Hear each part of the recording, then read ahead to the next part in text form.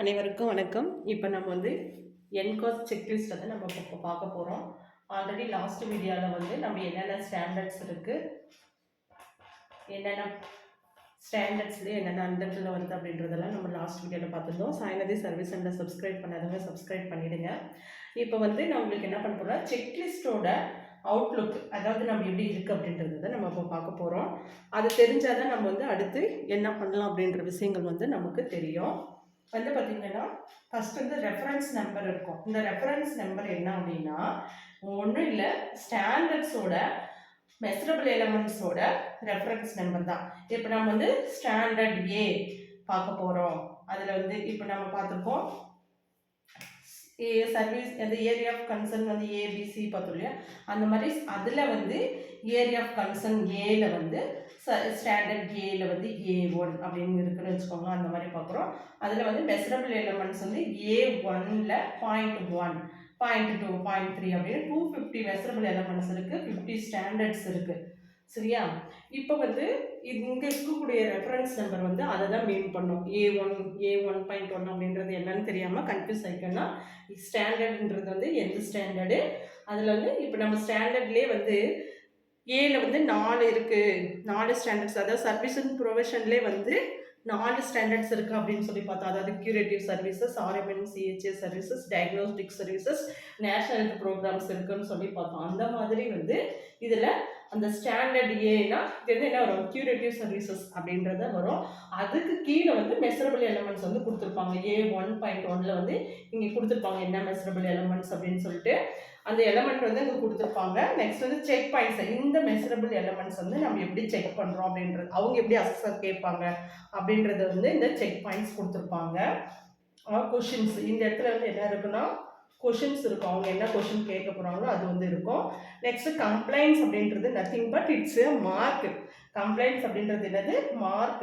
எப்படி கொடுக்க போகிறாங்க, நம்ம இப்போ 0வா 1 இல்லை 2, நம்மளோட ஃபுல் மார்க் பார்த்தீங்கன்னா 2, நம்மக்கிட்ட இருக்குது அவைலபிளாக இருக்குன்னா 1, சுத்தமாக இல்லை அப்படின்னா 0. இது option means 0, it's partially available means 1, இது ஃபுல்லி அவைலபிள் அண்ட் ஃபங்க்ஷனபிள் அப்படின்னா 2. அதுதான் கம்ப்ளைண்ட்ஸ். கம்ப்ளைண்ட்ஸ் அப்படின்றது என்னது, mark. Next assessment method. Already we know assessment method எப்படின்னு சொல்லிட்டு இந்த என்காஸ்ல 3 தான் அசஸ்மெண்ட் மெத்தட். அதாவது ஒன்று 4 என்னென்ன பார்த்தீங்கன்னா patient interview, staff interview, RR record review and observation. இதுதான் 4 மெத்தடில் என்ன பண்ண போகிறாங்க, அசஸ்மெண்ட் பண்ண போகிறாங்க.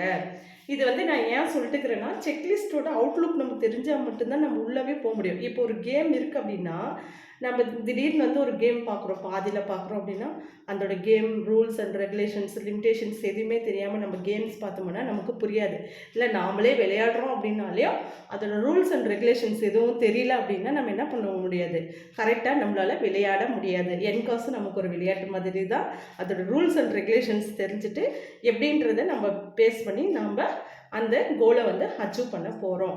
பேஷண்ட் இன்டர்வியூ அப்படின்னாக்க பேஷண்ட்டுக்கிட்ட அசஸர் இன்டர்வியூ வச்சு கேட்பாங்க. அதாவது பேஷண்ட் சாட்டிஸ்ஃபேக்ஷன் எப்படி இருக்குது அப்படின்றத இன்டர்வியூ பண்ணுவாங்க.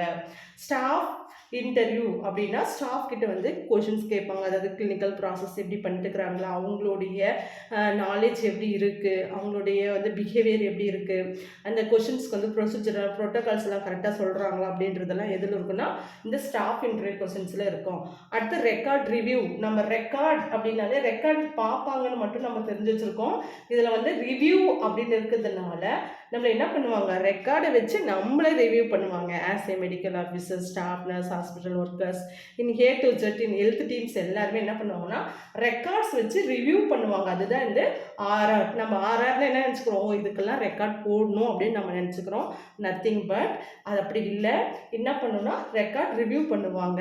இதுக்கு என்ன ஈஸியாக மைண்டில் வச்சுக்கலாம் அப்படின்னு சொல்லிட்டிங்கன்னா, இப்போ ரெக்கார்ட் மந்த்லி ரிப்போர்ட் HMIs நம்ம போடுறோம் அப்படின்னா அதை பிரிண்ட் எடுத்து வச்சுட்டாலே என்ன பண்ணலாம், அதை நம்ம அவங்கக்கிட்ட காட்டிட்டு அவங்க அதுலேருந்து நம்மளை ரிவ்யூ பண்ணுவாங்க. அதுக்காக ஒரு தனியாக ஒரு நோட்டு போடணும் அப்படின்னு கிடையாது. சரியா? Next observation. அதாவது சப்போர்ட்டிவ் சர்வீசஸ் எல்லாமே என்ன பண்ணுவாங்க, அப்சர்வ் பண்ணி பார்ப்பாங்க. அதுதான் அப்சர்வேஷன் மெத்தட். இதில் நம்மளை என்ன பண்ண மாட்டாங்கன்னா கொஷின்ஸ் கேட்கவே மாட்டாங்க. கொஷின்ஸ் கேட்காம என்ன பண்ணுவாங்க, அவங்க பாட்டுக்கு அப்சர்வ் பண்ணி போட்டுருவாங்க. இப்போ ஒரு பேஷண்ட் இன்டர்வியூ கொஷின்ஸில் ஒரு அப்சர்வ் பண்ணலாம், ஸ்டாஃப் இன்டர்வியூ கொஷினில் ஒரு அப்சர்வேஷன் இருக்கும், ரெக்கார்ட் ரிவ்யூவில் ஒரு அப்சர்வேஷன் இருக்கும். இந்த மாதிரி இதுலேயும் patient interview, staff interview, record ரிவ்யூவில் கூட நம்ம வந்து ஆன்சர் பண்ணிக்கலாம். ஆனால் அப்சர்வேஷனில் வந்து என்ன பண்ணுவாங்கன்னு தெரியாது. அதனால வந்து நம்ம என்ன அப்சர்வேஷன் ஓபின்னு எந்தெந்த இடத்துல வருதோ அதெல்லாம் பார்த்து நம்ம நீட்டாக ரெடி பண்ணி வச்சுக்கணும். அதுதான் வந்து assessment method. Means of verification அப்படின்றது ஆன்சர், நம்மளோட ஆன்சர், நாம் என்ன மாதிரி ஆன்சர் கொடுக்க போகிறோம், அதுதான் வந்து மீன்ஸ் ஆஃப் வெரிஃபிகேஷன்.